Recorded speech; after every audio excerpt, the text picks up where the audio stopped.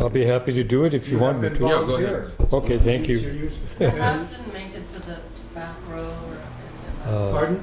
the hat didn't make it down To here. the- Maybe they can start in the back and work forward. Okay.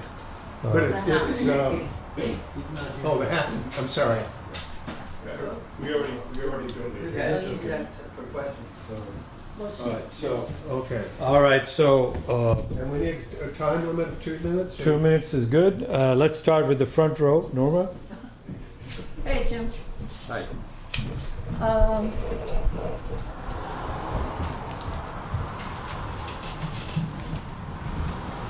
As regards Africa and U.S. sending in troops, they send in propaganda, and that's the big thing, is they're telling us that the worthless people in Africa are being invaded by the terrible communists from China. And people believe it, you know, they're really still there for that kind of bad information. And that China is invading in the same quality and the same tactics as the U.S. does, which is the total opposite of what the exchange is there. As Jim said, China is helping build infrastructure that belongs to the people and hires the people that live there to do the work. So we have neoliberalism and gentrification equal a stage of capitalism, period.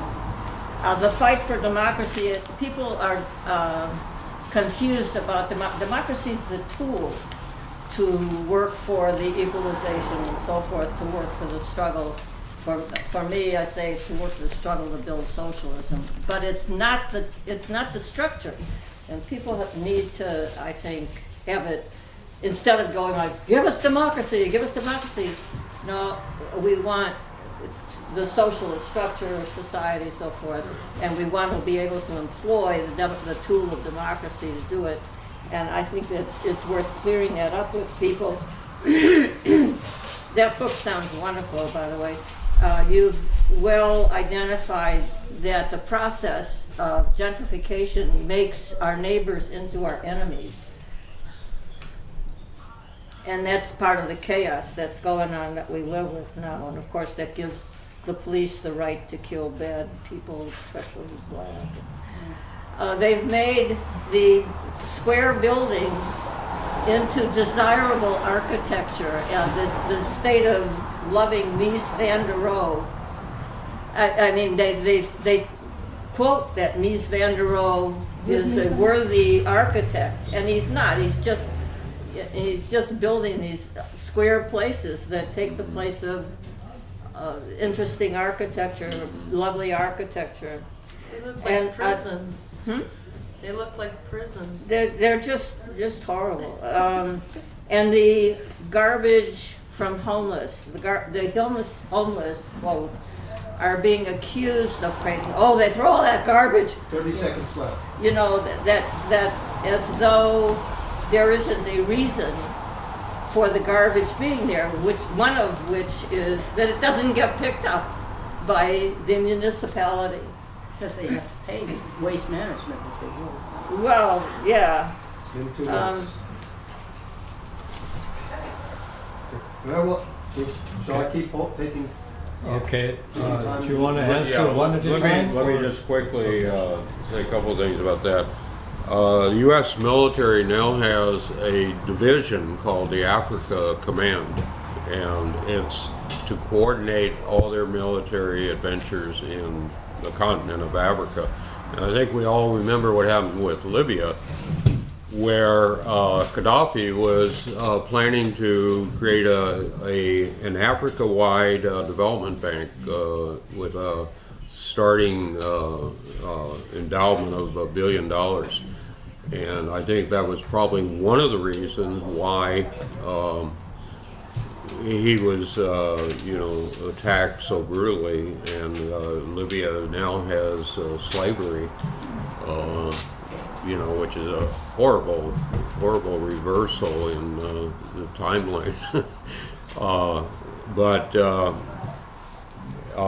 there are forces, neoconservatives, who do not want Africa to develop, except on terms that are friendly to the U.S., obviously. Democracy, of course, has to have a context. You can't just have, oh, we want democracy. But it should be working class democracy, where working class people have a say in what goes on in their workplace, not, you know, a real say, a decision-making say in what goes on in the workplace and what goes on in their community. Because one thing I learned in researching the book and being involved in the gentrification fight is it's very reminiscent of union struggles.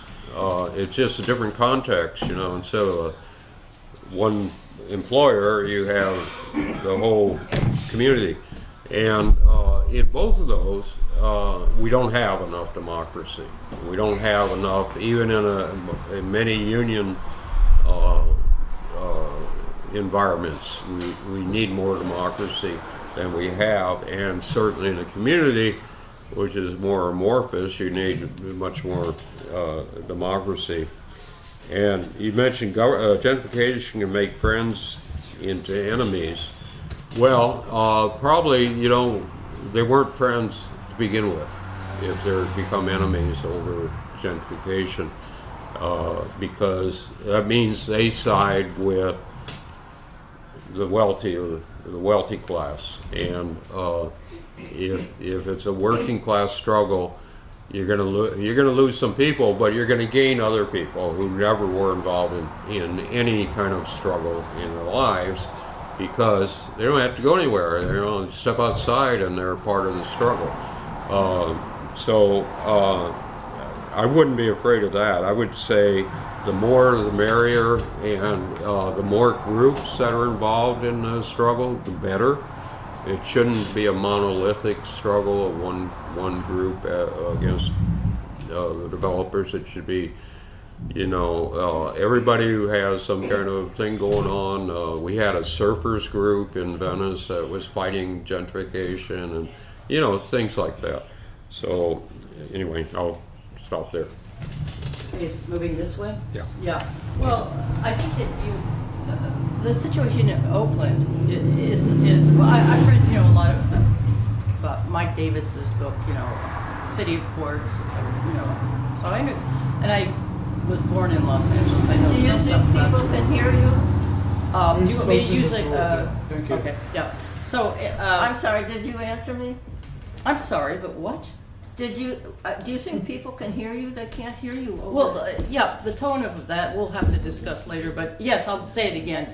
You know, I'm fairly familiar with LA's situation, but there's some, I wouldn't say unique, but there are some situations in Oakland that are really very, very oppressive. If you own a house, which I do, you can just barely make what are called parcel tax payments.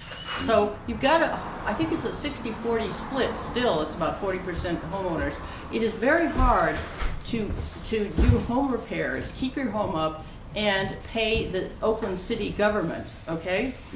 And I mean, I worked on rent control, and I did change the rent laws here to cap the rents at 3%, and then we went, and then we did it through the media, but then bought a house thinking it would be less onerous than being a tenant. It's unbelievably expensive to keep up a house with, you know, that's 100 years old or 75 years old, and which I have. But now I see my bank statements going way down. I'm having a guy worked on for 7 months, and then I have to pay something like $5 grand a year, period. And it goes up to 10 grand, you know, it depends on the value of your house, to this Oakland City government. And 30 seconds left. Pardon? 30 seconds left. Yeah, so this is an onerous thing on homeowners. And as to relations, to, you know, this natural relationship in neighborhoods, there's a heck of a lot of race stuff that goes on here in Oakland, and it's against Caucasians, you know, too. So you have to factor in. You don't have one size fit all that from another city. You have some things that are, I wouldn't say unique, but are really very locally specific. And this whole thing about how should I say it? The taxes, the parcel tax, which are parcel property taxes, is enough to just discourage you from even owning a house or keeping it up. You know. It is. Yeah. My house went from $65,000 to $780,000. And did the tax go up? That's irrelevant. The point is that It's irrelevant? How's it irrelevant? Well, Just a short comment on Well, this. no, I didn't understand that. I mean, That was that's an incentive. All these problems you mentioned are an incentive to sell and move to another area. And what's going to happen is somebody probably much more wealthy is going to move in, and pay that's the going taxes. to gentrify. Yeah, and it just goes up every year, Yeah. you know? So, that's the taxes. That's Okay. that's Oakland. I think we have the It's next different than person here. Berkeley. Let's see. California. No, We'll come back to you. How about you, Rich? Let me try to settle down to one. I got about 5 or 10 questions. Okay, so I'll start this one. So, sorry. So, well, I want to say 2 things about the book, the name, and the content. If you Thank you, happen to first of all. speak It's into a the great talk. microphone, And give if the your book's, voice. Thanks. yeah, If once it you talk reflects to the the- mic, great. if the book reflects your talk, I assume it does. I expect a great book. So, I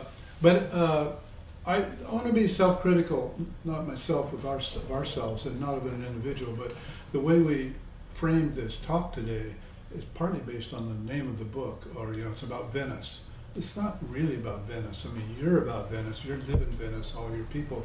It's really about gentrification and the economy, the neoliberal, best neoliberal definition I can think of over an hour's time that I've got of all the talks we had. People just throw the word out like you're supposed to know what it means. Right. And I like you saying that finance capital. Okay, I know what that means. Maybe most of I don't know. We don't talk about finance capital that much, as much as we should. So I think it's under. It wasn't clear. People that should be here today don't want to talk about surfers in Venice. It's misleading. It's all I'm saying. I'm not picking on anybody. I'm just saying. A lot of people should have been here today. I know that's me. I'm losing my voice. A lot of people should have been here today, but were not presented a clear description of what was going to happen today. So I'm thinking about the future, that we be careful to limit. And we'll have a meeting in half an Yeah. hour. Okay, what's the second one? Is totally related. 30 Okay, so I seconds. want to ask in general, 30 seconds. is Venice, how many Venices, I mean, there's a lot of beach, but there's not that many communities. There's no community like Venice in LA that I know. It's very special historically and everything, but are there a number of groups that are organizing around, getting kicked out of their, the whole thing? Yeah, thank you.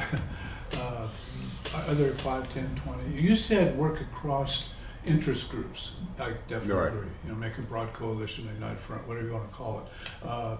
But then around the city, 2 it's a minutes. huge city. That's 2 minutes. I'm I good. stopped at 2 minutes It's a little and I'd bit like. loud, But you're Laura. still going. Thank you.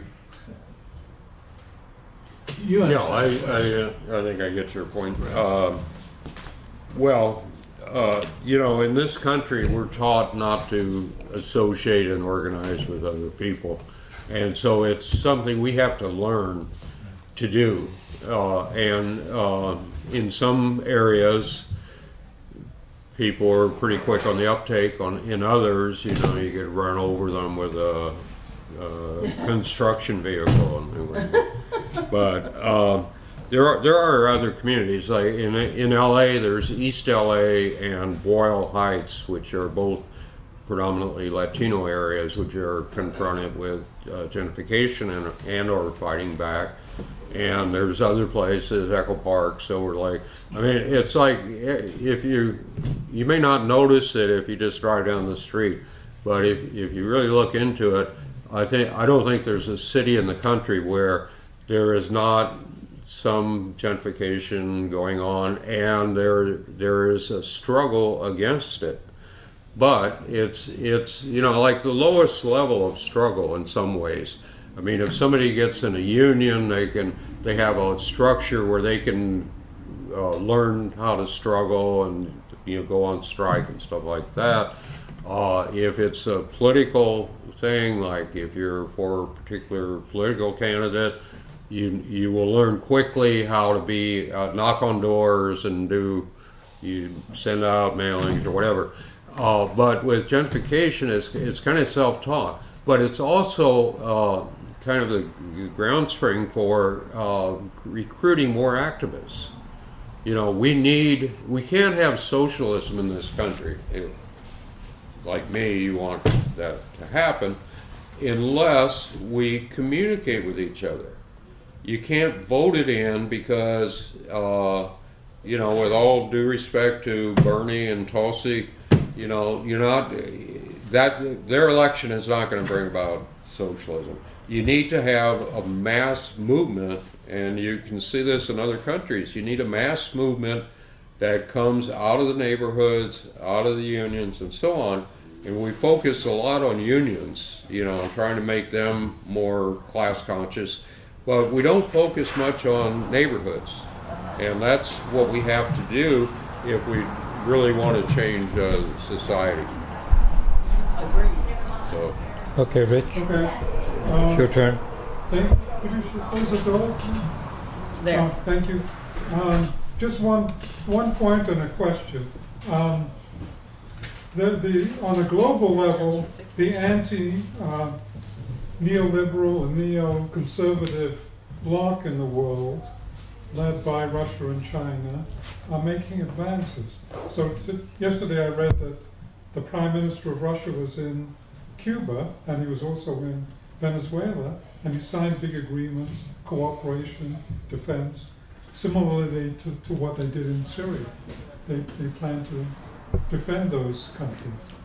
Now the question I have about your book is, I appreciate very much the fact that you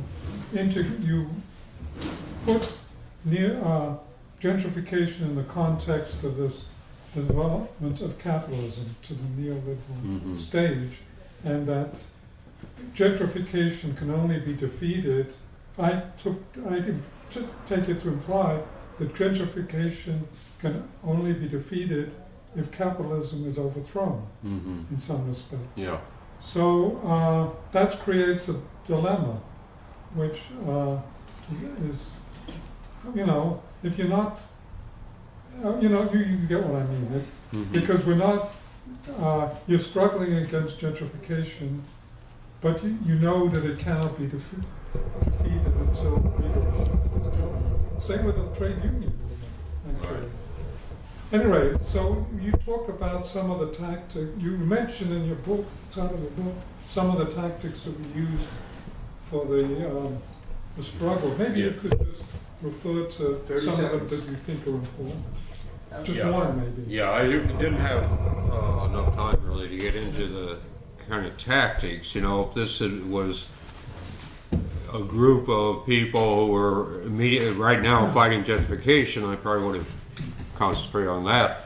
But while you're going to have gentrification as long as you have neoliberalism and capitalism, that doesn't mean that you can't defeat individual instances of gentrification with a concerted struggle. And every time there's some assault of gentrification, there should be a fight against it, because not only for the fight in itself, but also because this is how people learn to struggle and stand up and fight. And what we need in this country more than anything, I think, is people who are willing to do that. Too many people just have an attitude that, there's nothing you can do. The rich decide everything, and what good would it do for me to, walk a picket line in front of some construction site?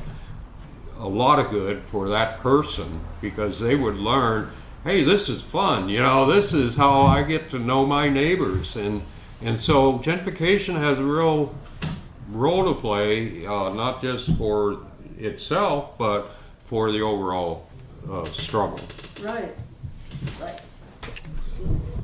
I have a Yeah, go ahead. So, I have a few questions. Is it up? It's on. I don't think so. It's on when I have it. Oh, here we go. Yeah. I have a few questions. The time should start now. Good luck. What's your name? It doesn't matter. So,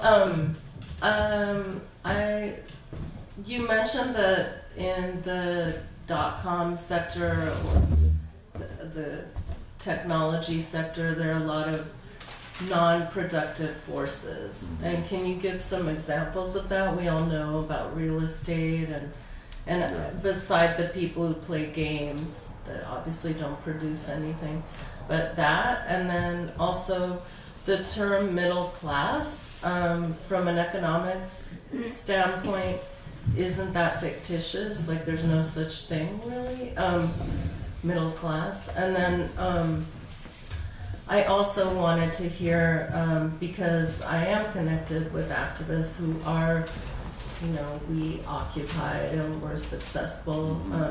A friend of mine, Bank of America, had pretty much tricked them into taking over their house in LA, and through Occupy, she was able to save her house.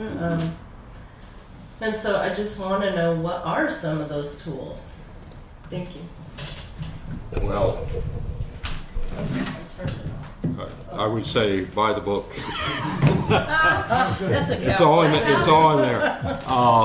But seriously, non-productive sector is number one Wall Street.